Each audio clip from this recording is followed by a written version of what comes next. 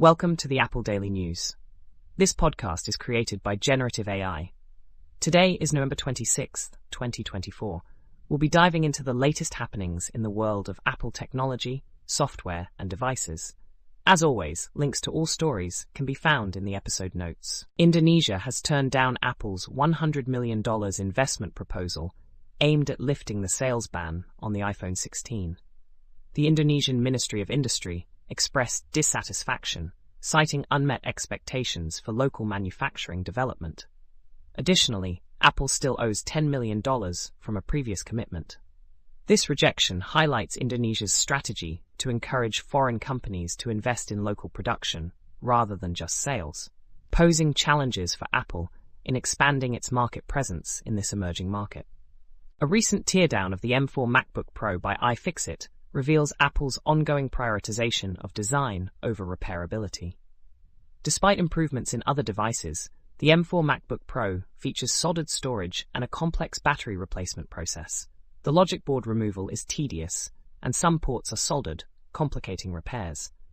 This trend raises concerns as users face limited options for maintaining their devices, despite Apple's stated intentions to improve repairability. Apple TV is gaining popularity as a digital signage solution for small and medium-sized businesses.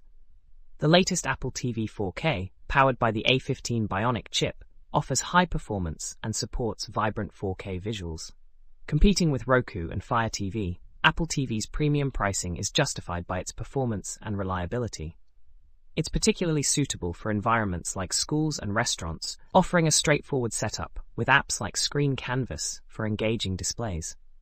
A tutorial outlines setting up local virtual private servers on MacBooks with Apple Silicon chips.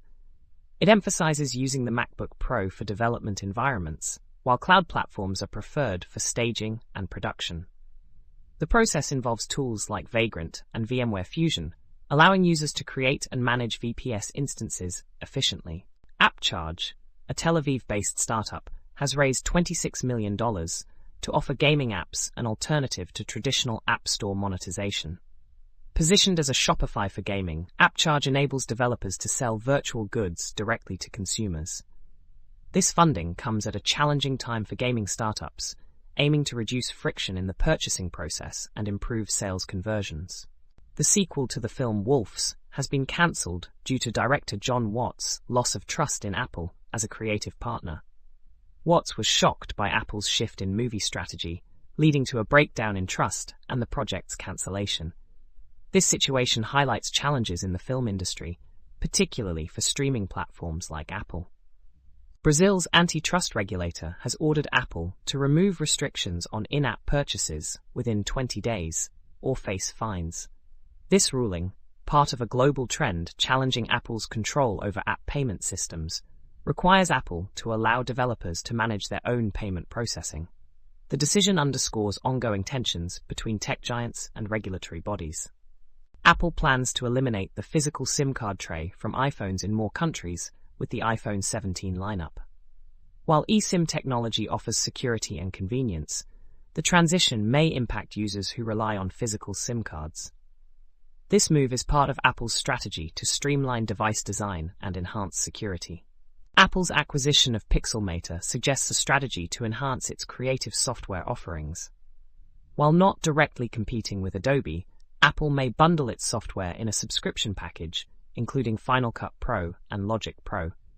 This move could provide a comprehensive suite of creative tools, appealing to users seeking alternatives to Adobe's Creative Cloud. UPic is a new app designed to help users clean up their camera rolls in a fun way.